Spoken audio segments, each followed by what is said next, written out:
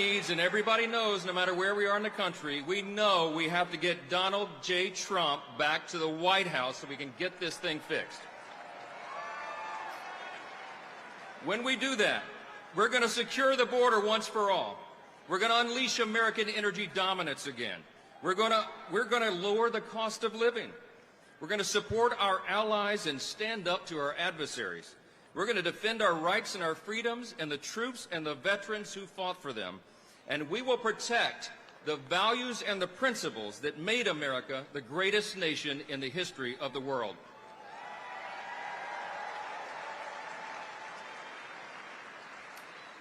I'll just leave you with this thought. We're not in a battle this time just between two different political parties. It's much deeper than that. There's something much more fundamental going on.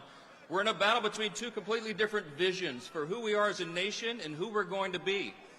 We revere the founding principles. We revere our Judeo-Christian foundations. We revere individual freedom and limited government and the rule of law and peace through strength and fiscal responsibility, free markets, human dignity, secure borders. But the other team doesn't anymore, my friends. This is not your father's Democratic Party. They are now full on to Marxism and socialism. They don't envision for us to save the founding principles and the greatest nation in the history of the world. Instead, what they envision for us is that we would be some sort of European-style Marxist borderless utopia. We all know that's a dangerous fool's errand. You know what's going to happen in 9 days? The American people are going to let their voices be heard. We are going to take this country back.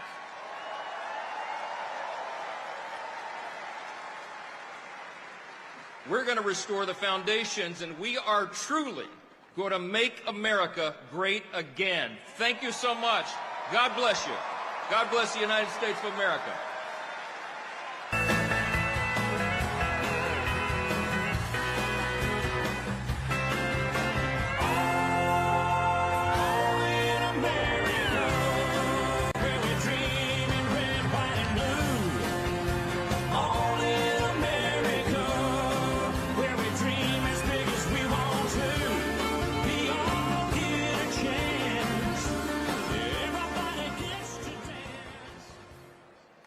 Ladies and gentlemen, please welcome to the stage Vikas Ramaswamy.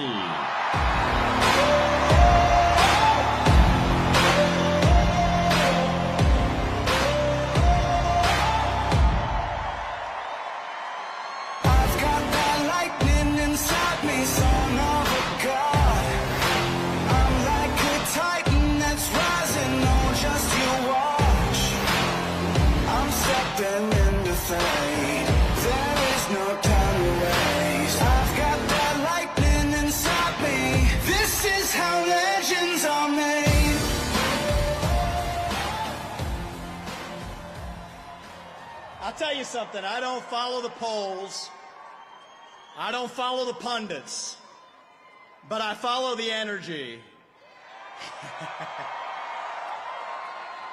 And this does not feel like second place energy in here tonight.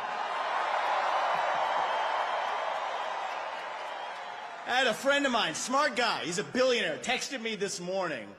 And he said, why the hell are you guys wasting your time in New York City instead of going to a swing state? You want to know what I told him? I said, welcome to 2024. New York is a swing state.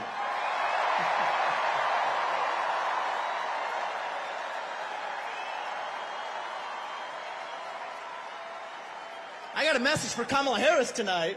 We're feeling the joy in New York City tonight, aren't we? And the only celebration bigger than this one right now is going to be on the evening of November 5th when we send Donald J. Trump back to the White House as your 47th president and commander-in-chief. And I'm looking around here. There's only one man who is going to be more happy than everybody else in this room when that happens, and that is going to be a man by the name of Joe Biden, actually.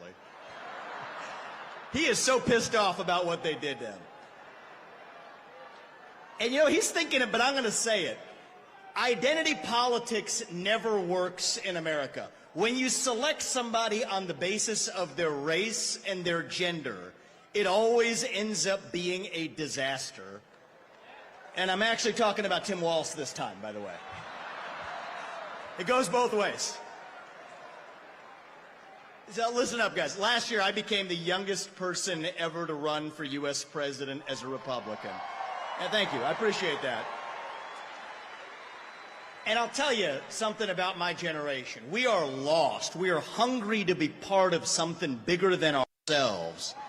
Yet we can't even answer what it means to be an American today. We're in the middle of a national identity crisis. Faith in God, patriotism, hard work, family.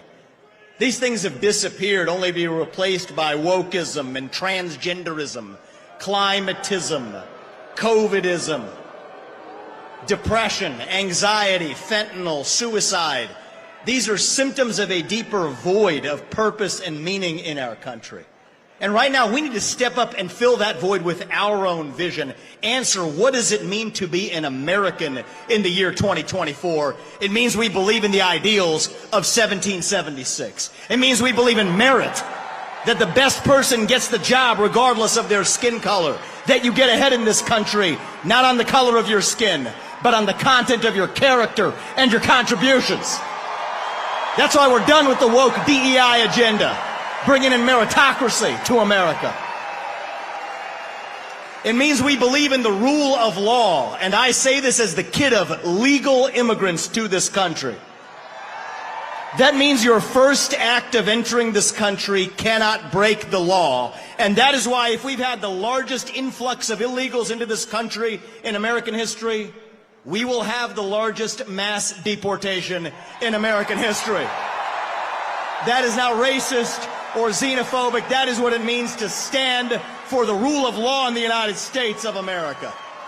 It means we believe in self-governance, that the people we elect to run the government, for God's sake, ought to be the ones who actually run the government, not unelected bureaucrats in the deep state that are running the show today. So you want another mass deportation? Let's get 3 million federal bureaucrats out of the D.C. bureaucracy. That's the mass deportation that saves the country.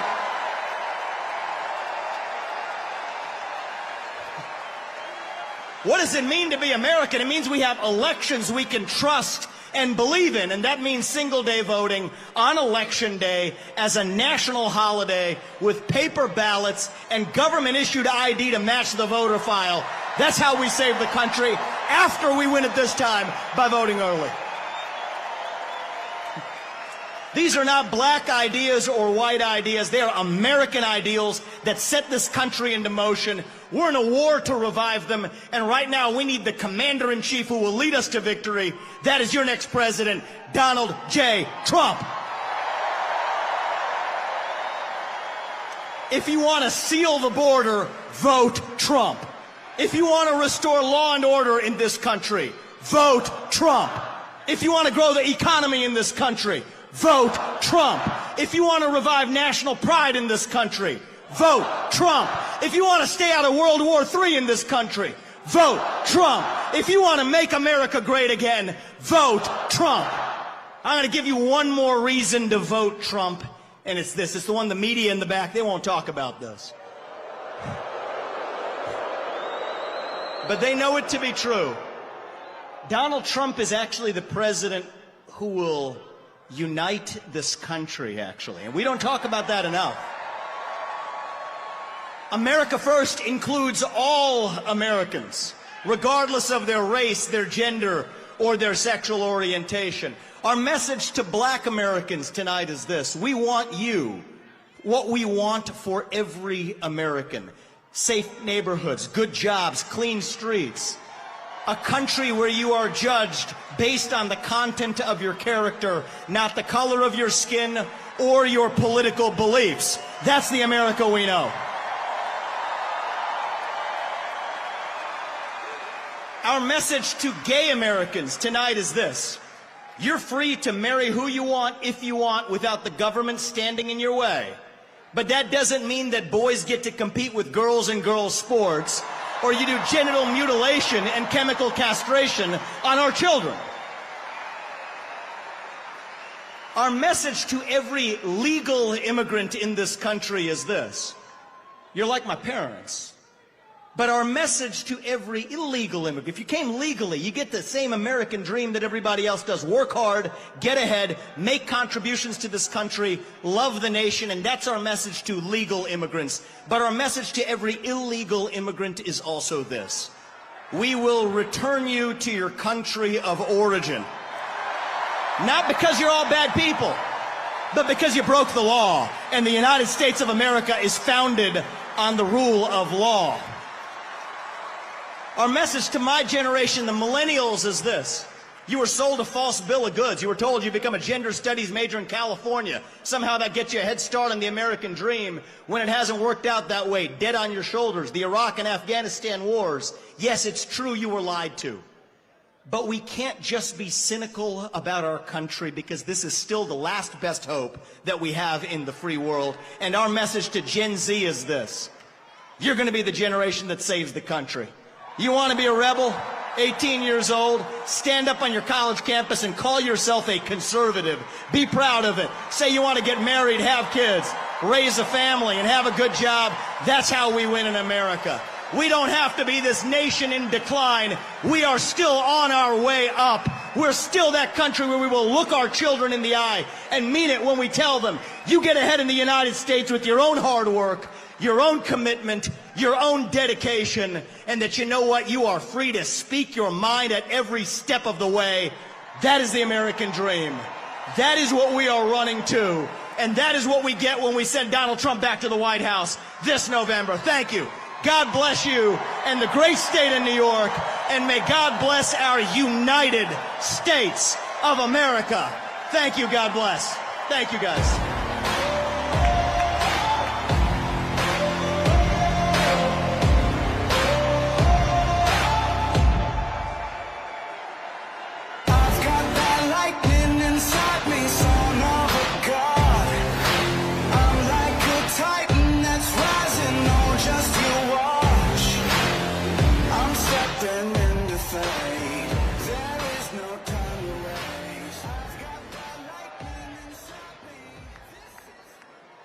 Ladies and gentlemen, please welcome to the stage former Congresswoman Tulsi Gabbard.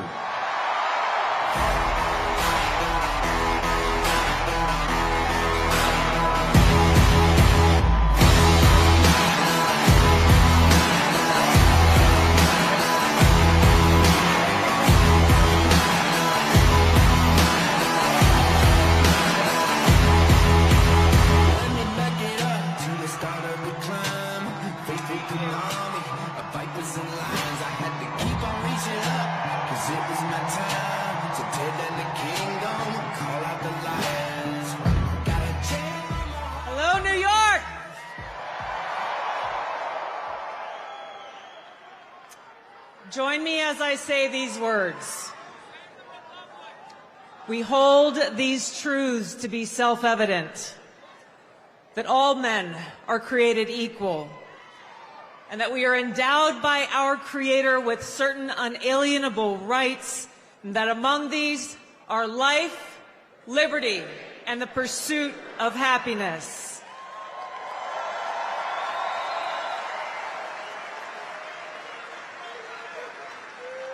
As we gather here today on this historic occasion, we stand together as proud Americans in understanding that these very rights are under attack.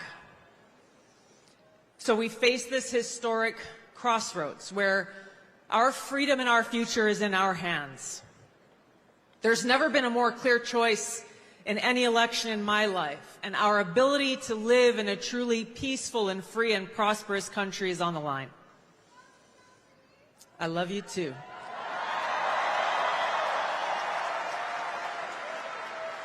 And it is that love that brings us together here today, that love for freedom, that love for our country and love for each other as fellow Americans, as children of God, that compels us to take action to save our country and defend our freedom.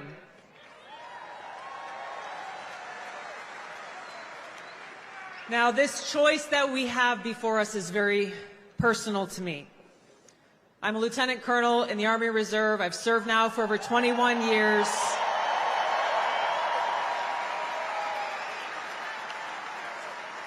I've deployed to different war zones 3 times over that period, and I've seen the cost of war. For my brothers and sisters who paid the ultimate price, I carry their memories and their sacrifice in my heart every day. So this choice that we have before us as Americans is critical. It's important to us. It's important to those of us who serve, who have volunteered to put our lives on the line for the safety, security, and freedom of our country and our people, and it's critical to all of us. Here is the choice that we have. A vote for Kamala Harris is a vote for Dick Cheney, and it's a vote for war, more war, likely World War III and nuclear war. A vote for Donald Trump is a vote for a man who wants to end wars, not start them, and who has demonstrated already that he has the courage and strength to stand up and fight for peace. A vote for Kamala Harris is a vote for open borders, where known violent criminals and Islamist terrorists are streaming across our borders, placing us at risk. A vote for Donald Trump is a vote for secure borders and safe communities, and a confidence that he will seek out those who seek to do us harm and get them out. A vote for Kamala Harris is a vote for economic hardship, high cost of living, poverty, and homelessness, and a vote for Donald Trump is a vote for economic prosperity and opportunity for every single one of us as Americans. A vote for Kamala Harris is a vote for censorship and a complete erosion of our fundamental and constitutional rights and freedoms. A vote for Donald Trump is a vote for someone who will defend freedom and every one of our God-given rights that are enshrined in the Constitution and Bill of Rights.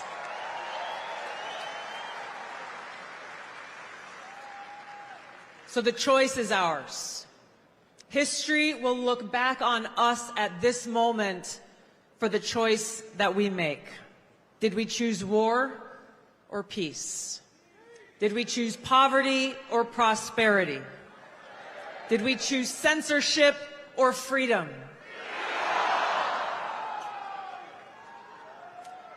Our freedom and our future is in our hands. We have just a few days left to complete this no-fail mission that we have before us to save our country. Nothing short of our future is on the line. So now, just as we've gathered here today in this historic place and this historic time, we will gather together all across this country, people of every race, ethnicity, religion, and creed, to stand together and defend our freedom and ensure our right to life, liberty, and the pursuit of happiness.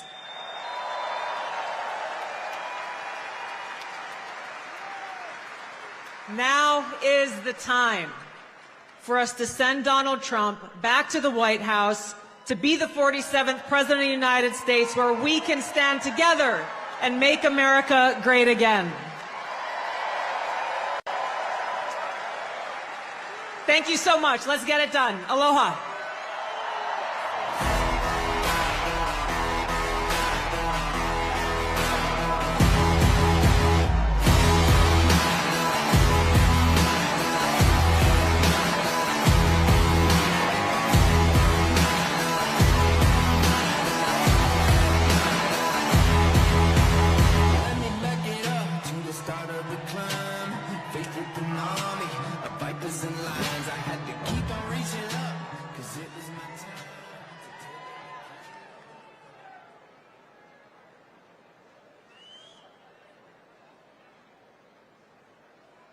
Ladies and gentlemen, please welcome to the stage former presidential candidate Robert F. Kennedy Jr. Yeah! And I set up and poured out this stage with my own two hands. We trapped this land back like minivan. And all this for the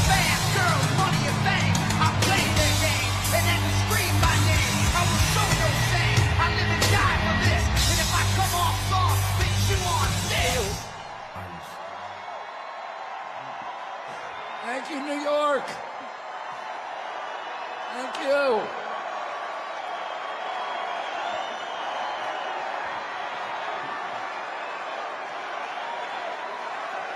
Thank you.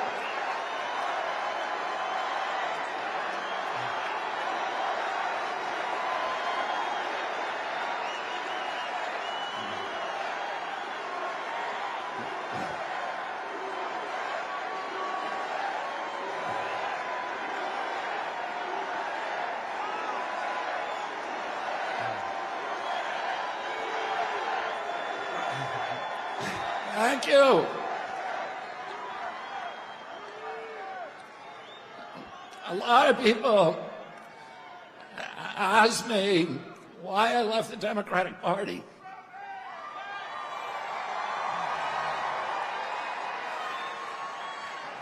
And I say, I didn't leave the Democratic Party. The Democratic Party left me.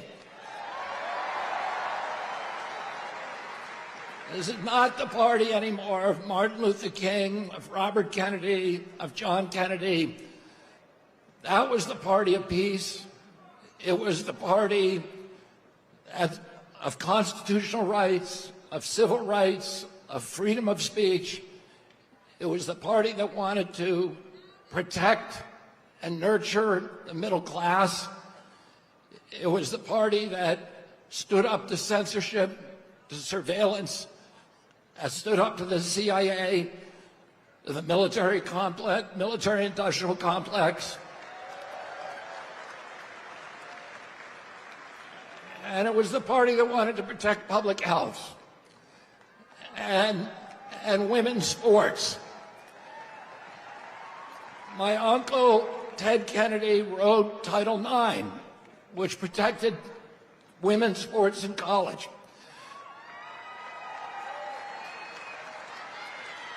It was the party that believed in voting rights and fought for the right of every American to vote for the person of their choice. Today's Democratic Party is the party of war. It's the party of the CIA. You had Kamala Harris giving a speech at the Democratic Convention that was written by neocons. It was belligerent, pugnacious, that talked about the domination of the world by the United States through our weapons of war. It's the party today that wants to divide Americans.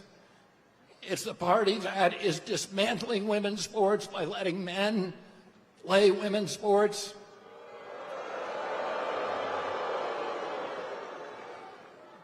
It's the party of Wall Street. It's the party of Bill Gates, who just gave $50 million to Kamala Harris.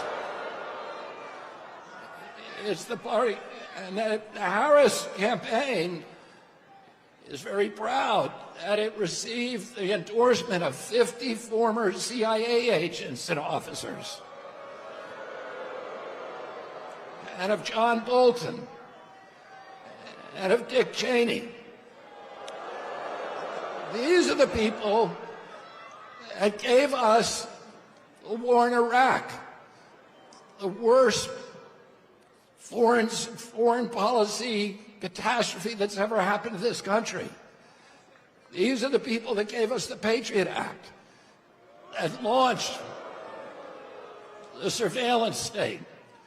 These are the people that are trying to undermine voting rights in this country by weaponizing the federal agencies against political candidates, including me and Donald Trump and all other political candidates that can't win an election. And instead of bringing in a candidate who wins the primaries, abolish the primaries, and then pick two candidates, anointed them without receiving votes. We don't even know how Kamala Harris received the nomination.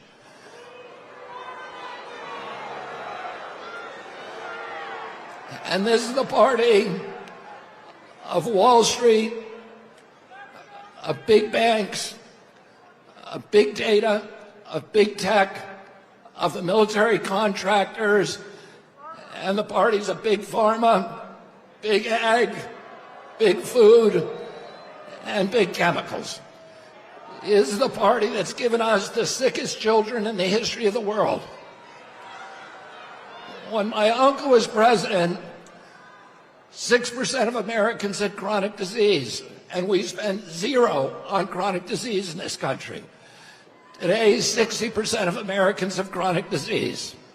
This is existential for our country. We're spending $4.3 trillion a year, 5 times our military budget. 77% of American boys cannot qualify for military service because of chronic disease diagnoses. This is existential for our country. President Trump called me 3 hours after his shooting. And he said, would I come and sit down with them? And he said to me during that meeting, he said, there are some things that we can agree on and some we disagree on, but the landscapes on which we agree are so much larger. He said, I want to end the wars.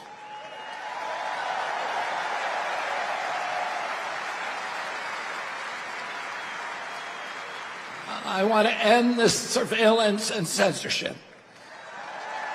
I want to protect the Constitution. I want to protect freedom of speech.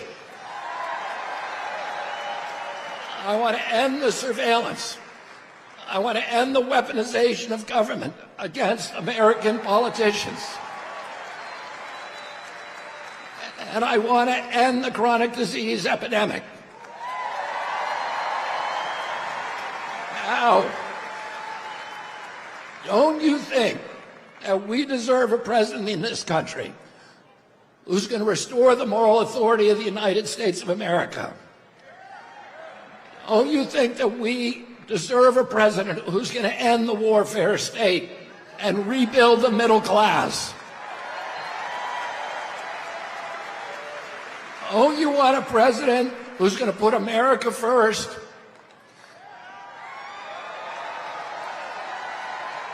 And don't you want a president who's going to protect our children?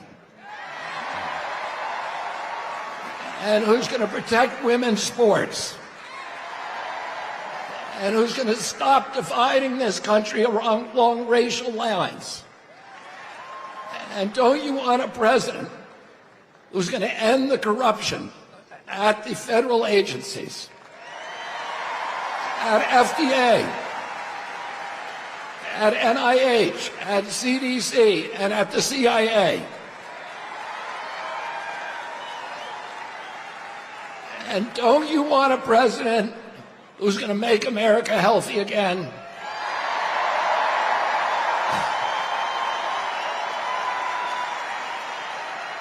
And don't you want a president who's going to make America great again? And we need to go to the polls on November 5th and vote for Donald Trump. God bless you and God bless America.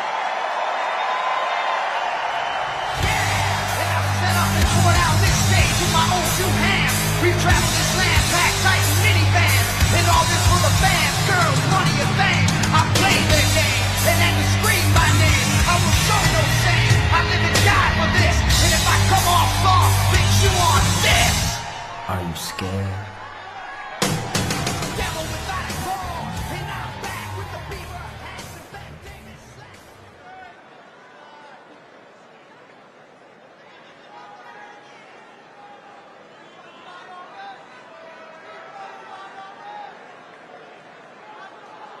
Ladies and gentlemen, please welcome to the stage Tucker Carlson.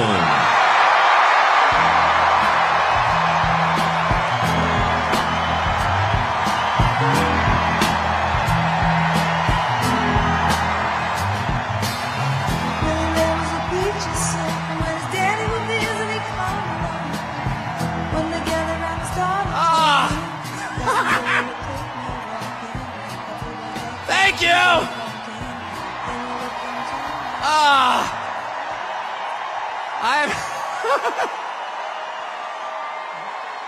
I saw the Grateful Dead in this arena in 1987. I was seated right there. How weird. It's such an honor to be here, and it's wild. Just another day following Bobby Kennedy Jr. at a Donald Trump rally in Madison Square Garden. I mean, what? That's totally normal. Liz Cheney's out there with Kamala Harris. And there's Bobby Kennedy calling to protect women's sports at a Trump rally. It's a realignment. It's unbelievable. And the fact that it's here is even sweeter. Imagine if you're, and just pause for one moment. Imagine you're Donald Trump. You're from New York City. You become famous in New York City. You make your fortune in New York City. And all of a sudden, the leadership of New York City decides they're going to destroy you because they don't like your politics. And so they, yeah, boo. Imagine if that were you, though. And they try and take everything that you have. They try and put you in prison. They try and put your children in prison. If that happened to you, how often do you think you'd be going back to New York City? How about never? And yet he's here. It's like getting thrown out of a bar. And you think to yourself, well, you know, all my friends are in the bar. And you approach the door and there's the bouncer like, you're not allowed in here. But from behind the bouncer, you hear the cheers of your friend, come on in! And the bouncer hangs his head in shame. Ugh. He's embarrassed that he's working for the man trying to keep the most popular person out of the bar. And that's Donald Trump back in the city that produced him with no embarrassment at all in a room full of his friends. The stones that takes, the bravery that takes is incredible. Donald Trump's going to win. He's going to win. I know that that's true.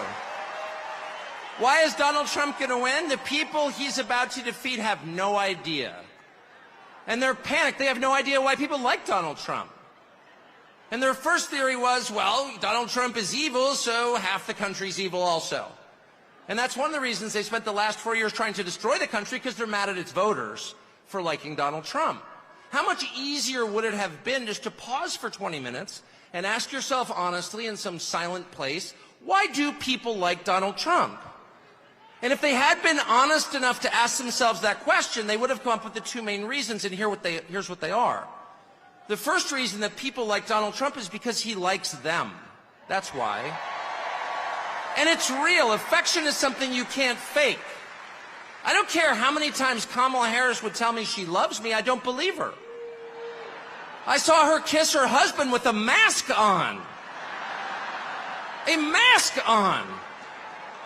That's her version of love. It's fake. It's not real. They spent 10 years telling you Trump is a hater. Do you feel that on him? No, you don't. Because it's not there. I've spent a lot of time with Trump. And there's not one moment I've ever been with him off camera where he's spending his time grousing about people he hates. Ever. He's talking about the people and the country he loves in his private time. Trust me. And people know, in a country that has been taken over by a leadership class that actually despises them and their values and their history and their culture and their customs, really hates them to the point that it's trying to replace them, they know someone who actually has affection for them, and that's Donald Trump. And it's requited. It's requited. They know. When he goes to McDonald's and serves fries, like, he's not faking that at all. That's why that worked. Democratic media consultants are like, how is that working? Because it's real. That's why. And the second reason that people love Trump, and I put myself in this category, it's why I'm here today, is because he's liberated us in the deepest and truest sense. And the liberation he has brought to us is the liberation from the obligation to tell lies. Donald Trump has made it possible for the rest of us to tell the truth about the world around us. And that's the single most liberating thing you can do for people. If you want to enslave people, if you want to degrade them, force them to tell lies. And they have. They forced us to lie about everything at gunpoint, effectively. They put people in prison for refusing to lie. And not just the obvious lies that men can become women, or Vladimir Putin blew up the Nord Stream pipeline. No, honestly, he did. January 6th was an insurrection. They were unarmed, but it was very insurrection-y. Not even the obvious ones, but the big lie. You know what the big lie is? The big lie is that they're impressive. That's what the big lie is. that the people in charge have somehow earned the right to rule over you, and they haven't. And you know that. These are the single most useless people in the United States. They have no skills whatsoever. They've got 3/4 of the money, and they didn't earn it. They set up a system precisely for the purpose of awarding themselves wealth and power when it's undeserved. You look at Liz Cheney and you ask yourself honestly, what skill could she possibly have that allowed her to send hundreds of thousands of people to their deaths? Did she earn that? I don't think she did. No fair system would make Liz Cheney powerful. No fair system would make Larry Fink rich. No fair system would elevate someone like Kamala Harris to a presidential nomination. She's never been accused of doing anything useful. She has precisely no achievements. She's a nominee without getting a single vote. She is a metaphor for the system they created to make themselves rich and powerful, and then they have the gall to lecture you, the people who can actually change a flat tire and repair a power grid, who have useful jobs, who pay your taxes and work 40 hours a week, lecture you that you are somehow immoral. And Donald Trump has empowered the rest of us through mostly just sticking around in the face of their hate and abuse and persecution. He has given the rest of us the right to call BS on the charade. No, you are not better than us.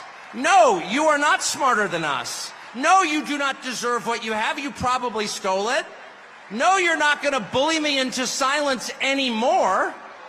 And I can promise you at this point, 9 days out, when Robert F. Kennedy Jr. and Elon Musk and Tulsi Gabbard and pretty much every high school senior and college shorty girl in the country has come out finally say, yeah, I am for Donald Trump, actually. When the entire country has realized there is nothing embarrassing about this, what's embarrassing is to take a perfectly great country and destroy it, as they have. I'm not ashamed. You should be. At that moment, it's going to be pretty tough for them 10 days from now to look in the eye to America with a straight face. It's going to be pretty hard to look at us and say, you know what? Kamala Harris, she got 85 million votes because she's just so impressive. As the first Samoan, Malaysian, low IQ, former California prosecutor ever to be elected president, it was just a groundswell of popular support. And anyone who thinks otherwise is just a freak or a criminal. At this stage of the game, after 9 years of listening to their lies and finding every single one of them totally false, no, it's not safe and effective, and no, she's not impressive. It's very hard for me to believe the rest of us are going to say, you know what, Joe Scarborough, you're right. You're right. She won fair and square because she's just so impressive. I don't think so. And to me, that is liberation. It's the freedom to say what's obviously true as a free man and not a slave. And I just want to say thank you, Donald Trump, for that.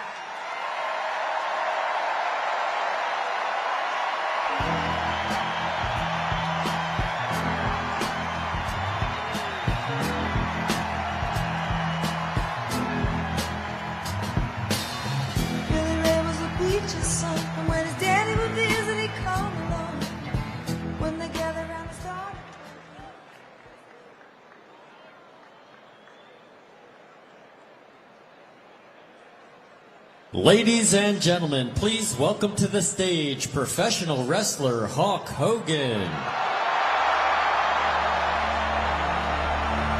I am a real American, fight for the rights of every man.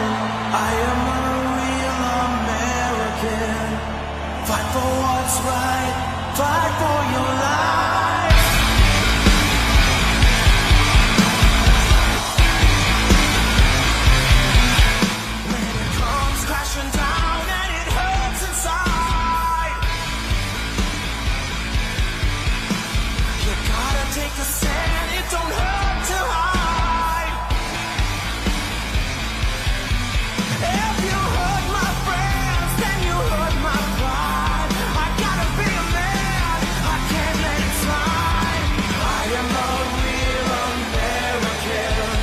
Fight for the rights of every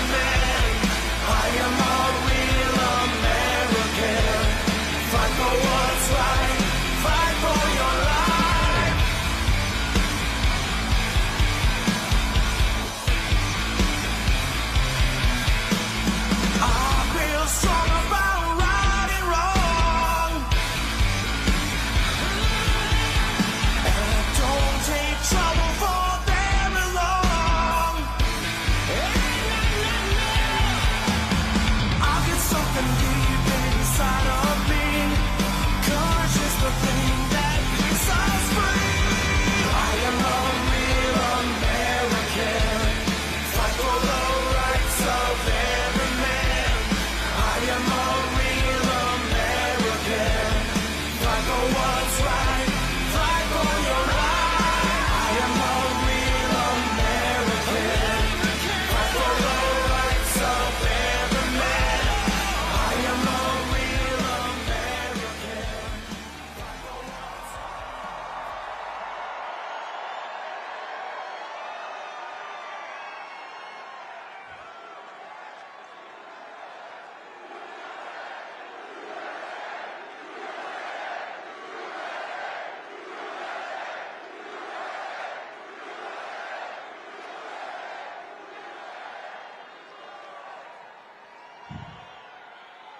Well, let me tell you something, Trumpomaniacs. Welcome to the house that Hulkamania built. You know something? Usually when I'm in Madison Square Garden, I'm body slamming giants. I'm winning world heavyweight titles, and I'm cracking people over the heads with steel chairs. And the energy in Madison Square Garden is off the Richter scale. But today, Trumpomaniacs, the energy in here is something like I've never felt. The energy of all these Trumpomaniacs is the most powerful force in the universe. And today, this is Donald Trump's house, brother.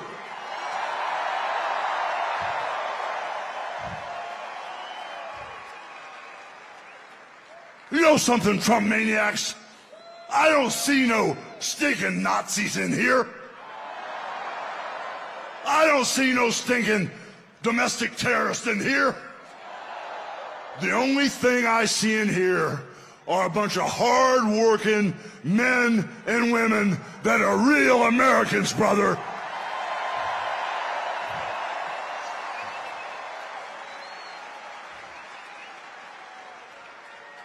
You know, when I hear my president and our president, Donald Trump, speak, he sounds for real, brother. He sounds like he has a heart of gold that's all for the USA. But when I hear Kamala speak, it sounds like a script from Hollywood with a really, really bad actress.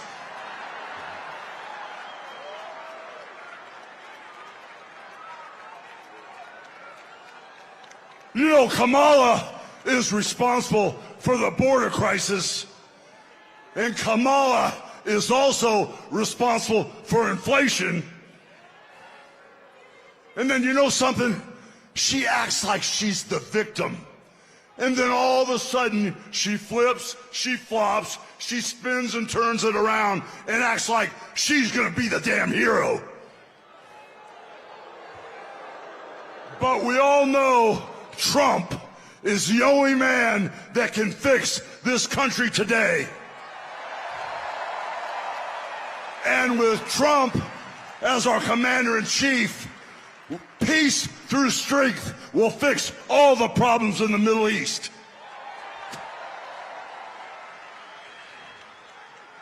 You know, I've been coming to this building month after month after month, and I've seen sold-out crowds over and over again for over 40 years. And for 40 years, I've always asked the question, what you gonna do? Over and over and over again, what you gonna do? Well, today, after feeling the energy in this building, I finally got the answer. And the answer is, vote for Trump.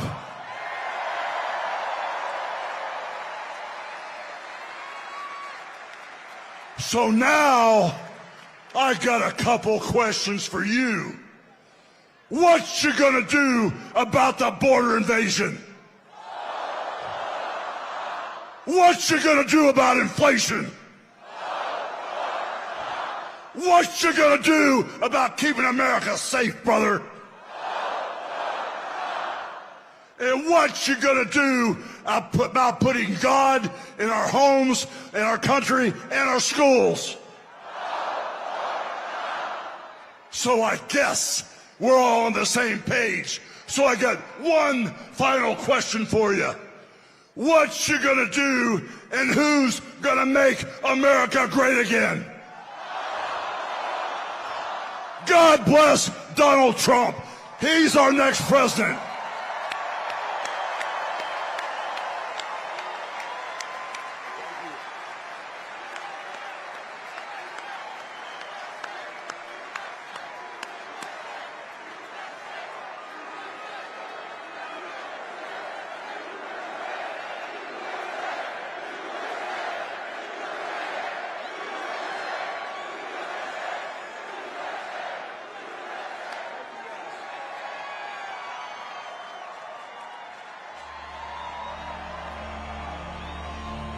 I am a real American, fight for the rights of every man.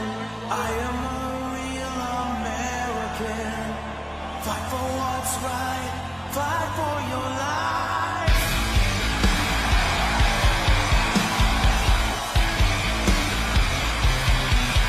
When it comes crashing down and it hurts inside,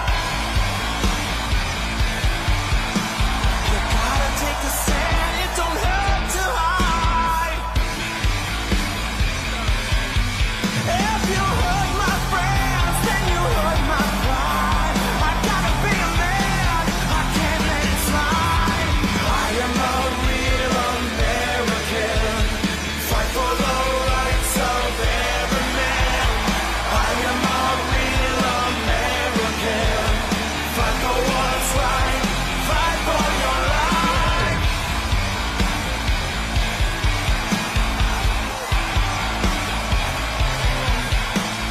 I feel strong about right and wrong, and I don't take trouble for very long. I'll get something deep inside of me. Courage is the thing that keeps us free. I am a real American, fight for the rights of every man. I am a real American, fight for what's right, fight for your life.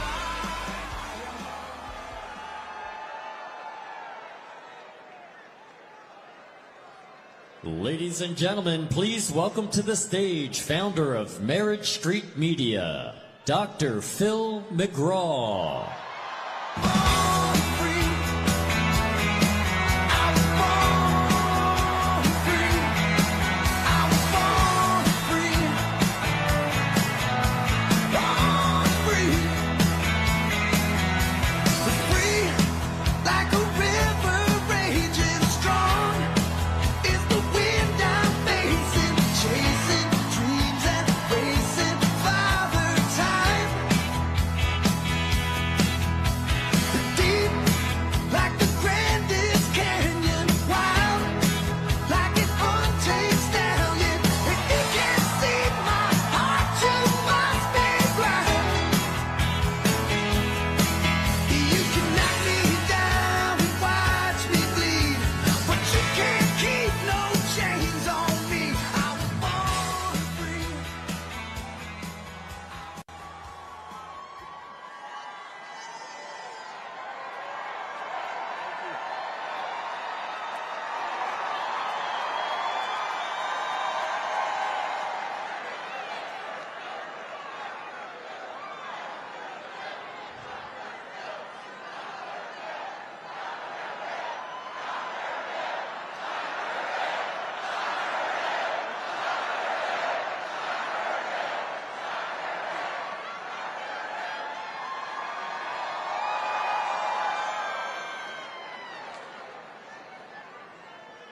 Well,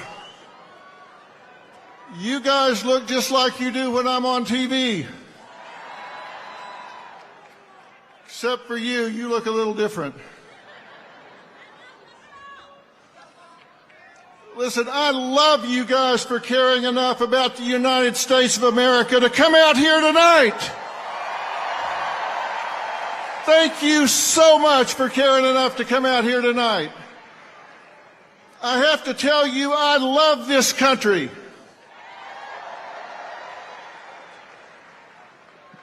I do. I love this country. I stand up when our flag goes by. I put my hand over my heart when they play our national anthem. And I'm so proud to see so many people take time out of their day to come out here and stand up for this country. And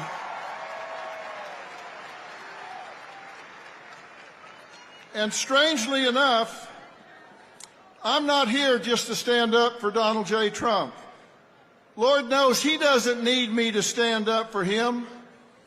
He's tough as an old army boot.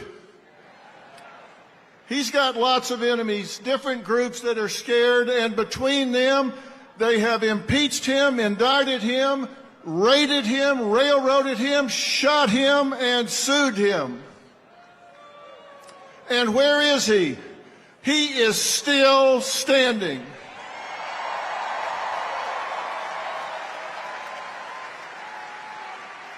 He just keeps on coming because he loves this country too. I can be honest and say, I can be honest because we have free speech in America. I can be honest and say I don't like or agree everything that Donald J. Trump does or says. I mean, come on. Nobody agrees with everything or likes everything somebody else says or does, right? No human is perfect. We don't strive for perfection, we strive for excellence. But you don't have to love everything about someone in order to love them. And the last thing he needs is some celebrity endorsement. What the hell do I know? I know I'm no celebrity to begin with. And celebrities don't know anything about policies or politics. So,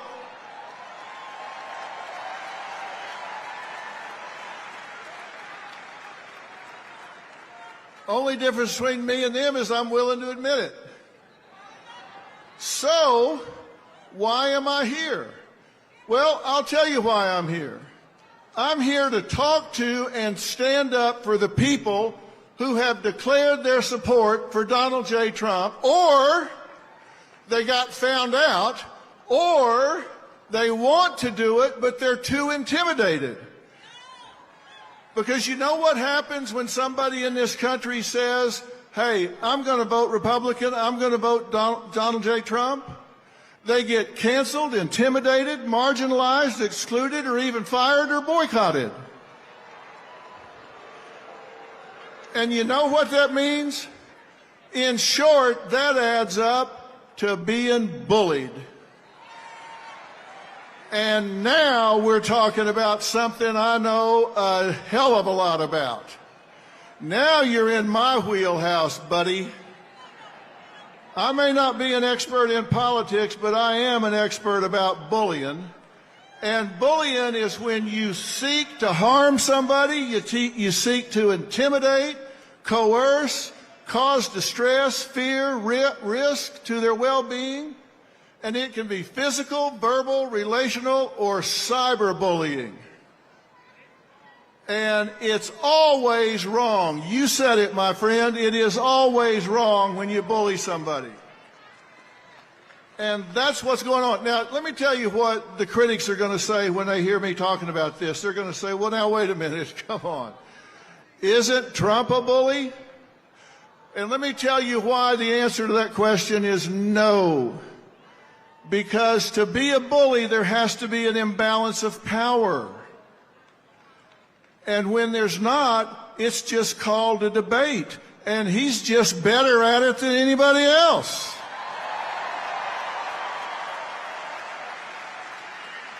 It's called debating. It's called arguing.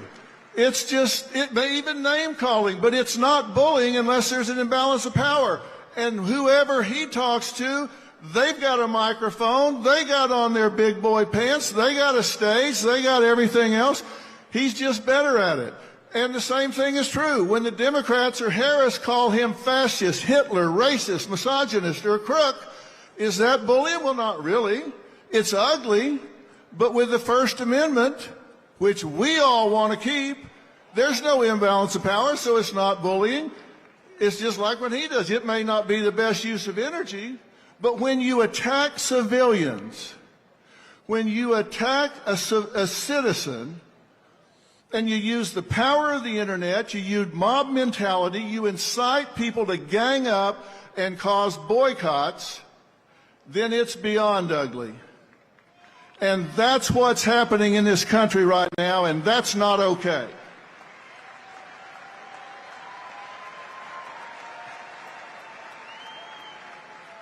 There is an imbalance of power there, and it's time that every one of us close ranks. We have to stop this now. It's time that we push back against cancel culture. It's time that we push back against intimidation tactics. And that is exactly the reason that I launched Merit Street Media, which, by the way, we didn't choose the name for that by random. Merit Street Media. This country was built on hard work, added value, and talent, not on equal outcome, not on DEI. This country was built on hard work, and it needs to continue to be built on hard work. And the legacy media has sold out. The legacy media has sold out. And I'll tell you, one night I was sitting at dinner with my wife, Robin, and I was complaining as we were flipping around and listening to the spin on what's supposedly news. And I said, damn, I'm tired of listening to all this media spin and everything. And without even looking up, she said, well, you are the media. Why don't you do something about it? She said, you got bigger ratings than the four of them combined. Why don't you do something about it? Well, as usual, she was right. And that's why I launched the new network, because we want people to think for themselves. You guys aren't dumb. You don't need to be told what to think. You just need the facts. And you're here because you have the facts, right? You're here because you recognize when legacy media edits answers and gives you what they want you to hear instead of the truth. And when they start editing their candidates' answers, they've lost their moral compass. They've lost their way. And I would love to say it's equal on both sides, but I'll guarantee you, when Beyonce, George Clooney, De Niro, and Lizzo come out and say they're for Kamala Harris,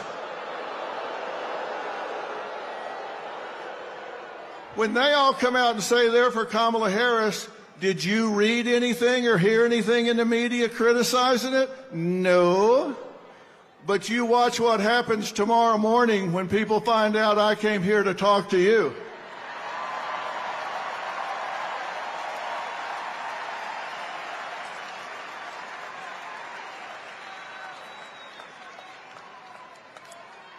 You say this in Hollywood and all of a sudden you ain't got a job. The problem is I don't need one.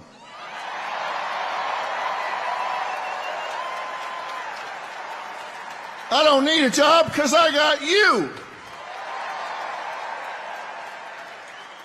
And I've got a question for all of us. Have we lost our minds? We have the First Amendment in America where our government has said we will pass no laws to infringe on our freedoms for religion and speech. So that's the law, but we're muzzling each other. What is going on? We have a law that protects free speech, so we start taking it away from each other? Are you kidding me? We can't allow that to happen. We cannot encourage it. And let me tell you something about bullying. Bullies are bad, right? Let me tell you what else is bad. Bystanders. If you are a bystander, if you are watching somebody get picked on, if you're watching somebody get bullied, and you don't do anything about it, you're just as guilty as the bully that's doing the bullying. Am I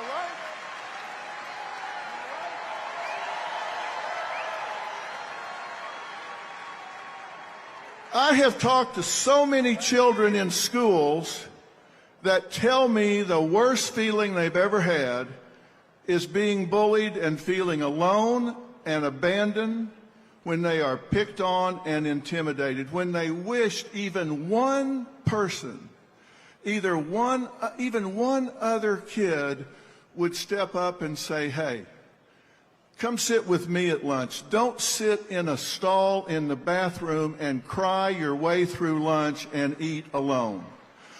We're not going to let you be alone. And it's the same thing with adults. Adults don't want to be cut out of the herd and feel like they're alone. The number one need in all people is acceptance. The number one fear is rejections, and bullies, they prey on that. We must claim the right to our point of view. We must be critical thinkers, and when you see somebody being picked on, then you've got to be willing to step up and say, hey, I'm with you. Don't let that happen. And you've got to know why you're strong on the issues you're strong on. You've got to know why you're strong on affordability and safety and security and the border and family care for men and women and law and order and your core values for your children's education and our military. Know why you're where you are. And when you come to your friends and coworkers being bullied, don't be a bystander. Don't be a bystander. You can't let it happen. When you say you love America, that's a verb. That also means you love Americans. You've got to push back and call out the bullies. You've got to stand with those that have targets in their lives. Targets if they're picking on them by calling their jobs to get them fired. Boycotts or kicking them out of their jobs at church or their groups at church.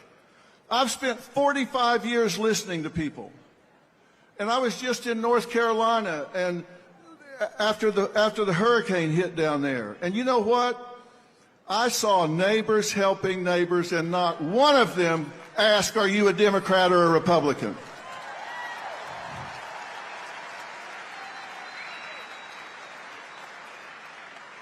I saw neighbors helping neighbors, and we need to unify this country. You have the right to vote for who you want to vote for president, and we need to step up and claim it, and we need to stand with each other. There are so many who want to, but they're bullied, so they're afraid to. And let me tell you something.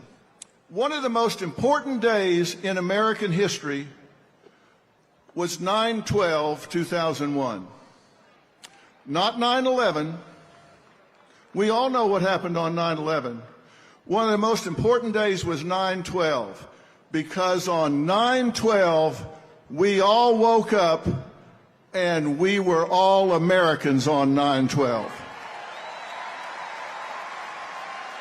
If you were an American on 9/12, stand up right now. If you were an American on 9/12, stand up right now. That's who we were. That's who we are. And the difference between winners and losers is winners do things losers don't want to do. And we have to stand proud to help our neighbors who want to vote their conscience and not be afraid. No one should be alone. No one should feel abandoned. No one should have their business boycotted. If you hear somebody's getting their business boycotted, you should get your friends and make sure their business gets doubled. If somebody pulls their advertising from your friend's business, you should let those advertisers know you're going to spend the rest of your life making sure that advertiser is boycotted until they do the right thing. You need to let people know this is over in America. We're going to unify this country. We're going to listen and not be intimidated. We're going to go out and lead by example. Let's quit complaining about what is and start doing something about it. If your neighbor wants to vote the other way, say fine, go vote the other way. I'll love you anyway. Let's lead by example. If they want to do it, let them do it. Love them anyway. But as for you, the collective you, I don't want you to just listen and say, nice talk, Dr. Phil. I want you to march in your life. I want you to march with your beliefs. I want you to not be intimidated. Don't be stopped, and don't just vote. Take 5 people with you. Like I said, the difference between winners and losers is winners do things losers don't want to do. And what they do is they take actions toward known outcomes. They deal with the truth. They set goals, and they go after them with passion. And it's time for us to bring it home. It's time for us to bring it home. It's time for us to be winners. Winners, winners, winners.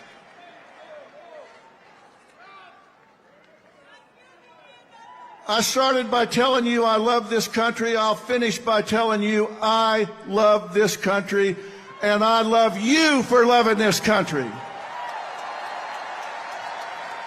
God bless you, and God bless the United States of America.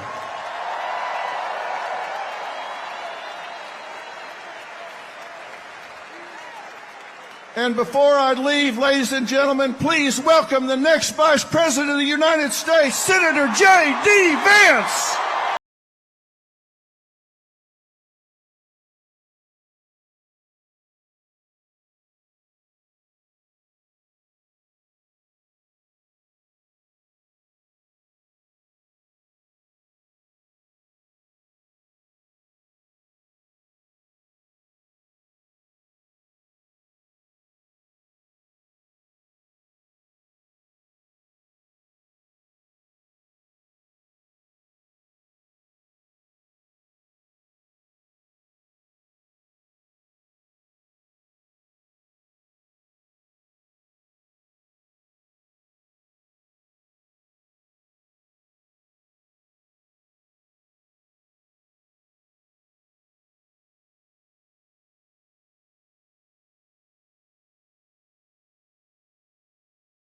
Well,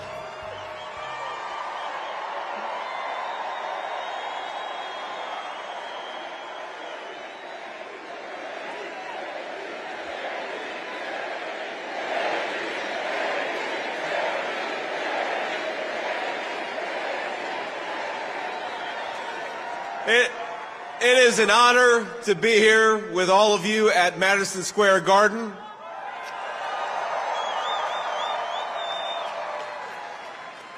Now think about this, for more than a century, America's most celebrated heroes and legends have made history inside this iconic arena. This, where we stand, is where the greatest of all time, Muhammad Ali, faced Joe Frazier in the fight of the century. It's where the King, Elvis Presley, played for 80,000 screaming fans.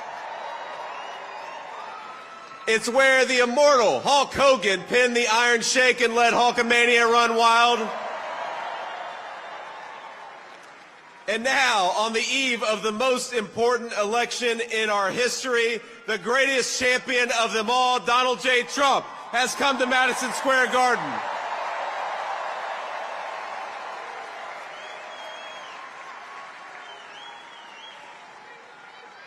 And I believe in just 8 short days, we are going to turn the United States of America red and make Donald J. Trump the President of the United States.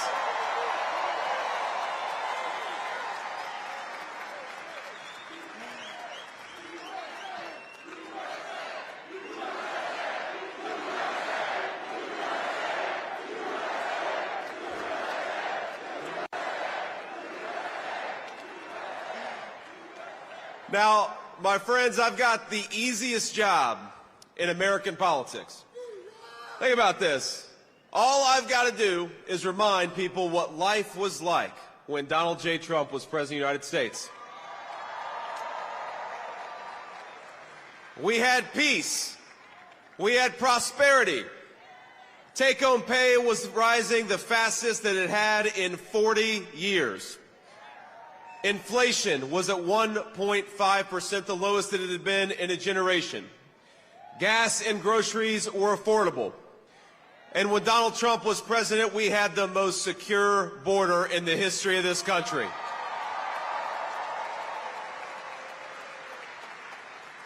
That's the Donald Trump record, and that's a record that's going to win in just 9 short days.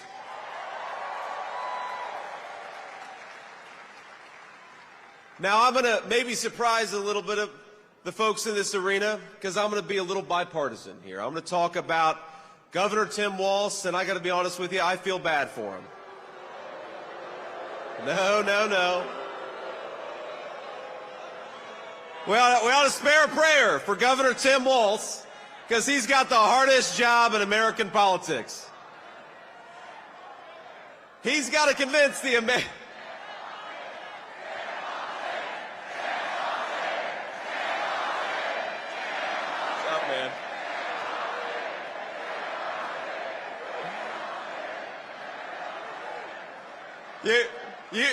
You all can say that. I probably shouldn't say that. But think about our friend Tim Walz has got to convince the American people that Kamala Harris is going to somehow fix the very problems she's been creating over the last 3.5 years. He's got to pretend that Kamala Harris didn't open up the southern border and let millions of illegal aliens in, even though we know she did. He's got to pretend that Kamala Harris didn't cast the deciding vote on trillions of dollars of new spending, which created the worst affordability crisis in 40 years in this country. And he's got to pretend that Kamala Harris actually has ideas in her head for how to govern the United States of America. Now, if you are the praying type, and I imagine a lot of us are, please say a prayer for Tim Walz, because they're asking him to do the impossible. Kamala Harris acts like she's the candidate of change when she's been in office for 4 years. She says she can fix everything, but Kamala, day one was 1,400 days ago. What the hell have you been doing that whole time?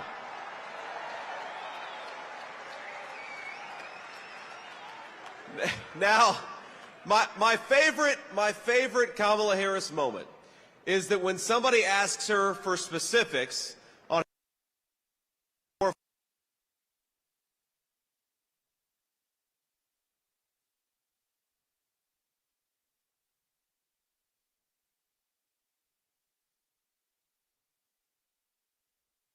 she'll say, well, I made the hash browns when I worked at McDonald's and I was pretty good at it. And anybody with a lick of common sense is saying, Kamala Harris, you didn't answer the question. You didn't actually tell the American people how you're going to fix what you broke. And I got to be honest with you, even on that McDonald's answer, I'm not sure that she ever worked at McDonald's. In fact, I think our president, Donald J. Trump, has probably worked at McDonald's for longer than Kamala Harris has.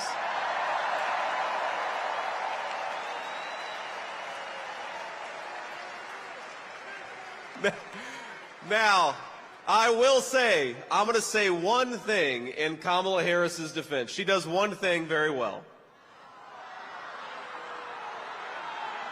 Look at this. You guys, you weren't expecting me to be so bipartisan, but I will say this for Kamala, that every time she does an interview, I think Donald Trump picks up about 100,000 votes.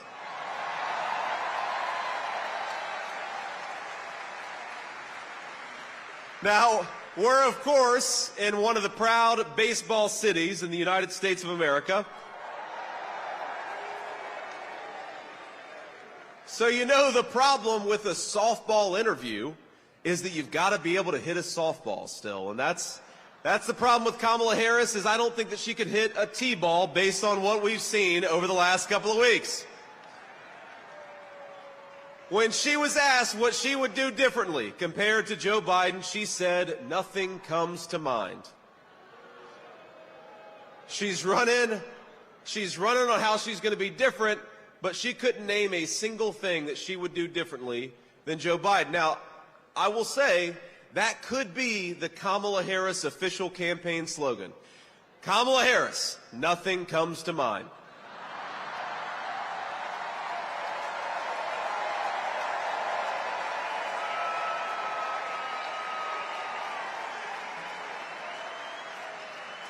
Now, the other day, CNN asked if she had made any mistakes as vice president. Now, here's what she actually said, and I am quoting word for word. She said, in my role as vice president, I've probably worked very hard at making sure that I am well versed on issues, and I think that is very important. It's a mistake not to be well versed on an issue and feel compelled to answer a question. Now, I have no idea what any of that means, and frankly, neither do any of you. None of us know what the hell she says. Now, she may not be able to name any of her mistakes, but the American people sure can. And 9 days from now, we're going to tell Kamala Harris, you're fired, go back to San Francisco where you belong, get the hell out of the White House.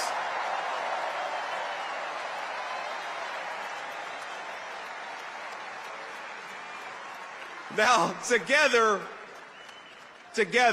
Donald J. Trump and all of us as part of this movement are going to unleash a golden age of American prosperity. We're going to make life affordable again in the United States of America. We're going to put the American dream of homeownership within reach for millions of American young people. We're going to secure our border, and we're going to keep our families safe. We're going to protect your right to free speech and religious liberty. And we're going to do it all thanks to the leadership of one man. Now, we have to remember, that one man, Donald J. Trump, 8 years ago, go back 8 years, he had everything. He had fame, he had fortune, he had family, he had friends. But he gave up the easy life to save the United States of America.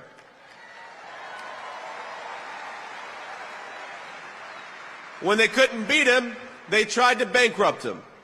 When that didn't work, they tried to impeach him. When that didn't work, they tried to put him in federal prison, and when that didn't work, they even tried to kill him. But as sure as the American flag still waves, Donald Trump still stands, ready to fight, ready to win, and ready to make America great again. God bless you all. Thank you so much. Let's do it.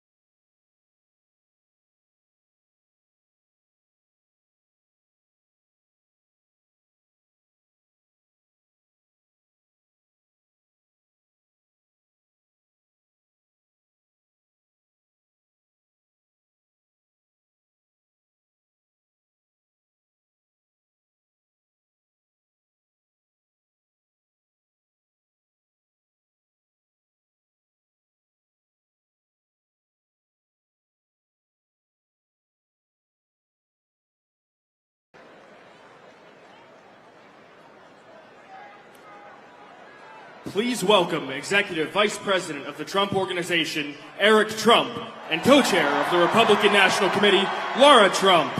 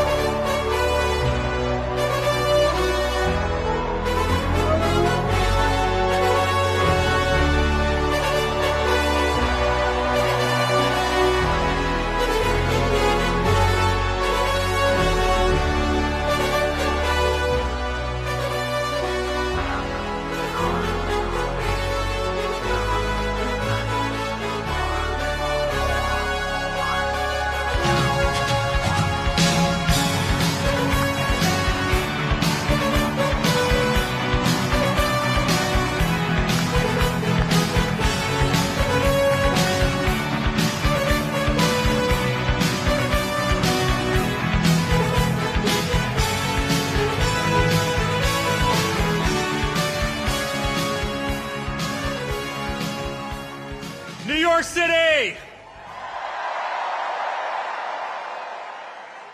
The greatest president we have ever had is right behind us. Let's make some noise for him.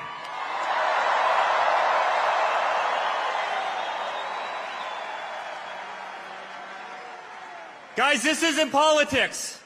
This isn't politics. This is a family. It's hard. We love you too. We love you too.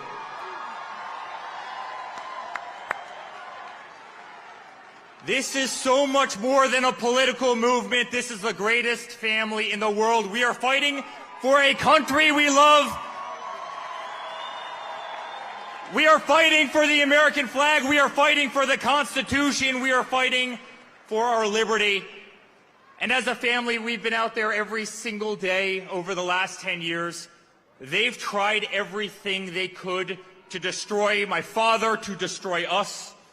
Dirty dossiers, Russian hoaxes. They tried to impeach him twice. They went after his Supreme Court nominees. They threw him off of Facebook. They threw him off of Twitter. They threw him off of Instagram. They tried to take away his First Amendment right. Guys, they tried absolutely everything. They weaponized every DA and every AG in this country to try and take down my father. Here in New York, they did exactly that. Alvin Bragg, Letitia James.